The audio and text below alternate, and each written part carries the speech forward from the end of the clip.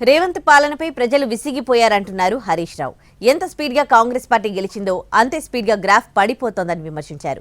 జాకీలు పెట్టి లేపినా కాంగ్రెస్ పార్టీ లేచే పరిస్థితి లేదన్నారు. పార్టీ నాయకులు కష్టపడి పనిచేస్తే ఏ ఎన్నికల్లోనైనా బీఆర్ఎస్ గెలుస్తుందని ధీమా వ్యక్తం చేశారు. ఇచ్చిన హామీలు ఎగ్గొట్టడం, అబద్ధాలు చెప్పడం రేవంత్ రెడ్డి బ్రాండ్లని మండిపడ్డారు.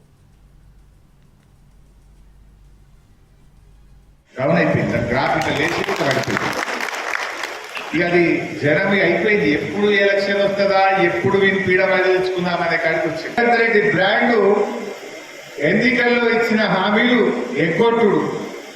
నీ బ్రాండ్ తెలియదా రేవంత్ రెడ్డి? బ్రాండ్ అనేది నువ్వు చెప్తే కాదు, ప్రజలు డిసైడ్ చేస్తారు. ఎవరి బ్రాండ్ ఏందనేది ప్రజలు డిసైడ్ చేస్తారు. ఖచ్చితంగా ఎప్పుడు ఎన్నికలు వచ్చినా మళ్ళీ వచ్చేది బీఆర్ఎస్ ప్రభుత్వం, కేసీఆర్ ప్రభుత్వం. ధైర్యంగా ఉండండి, గట్టిగా పని చేయండి, మళ్ళా భవిష్యత్తు మనకే ఉంటుంది.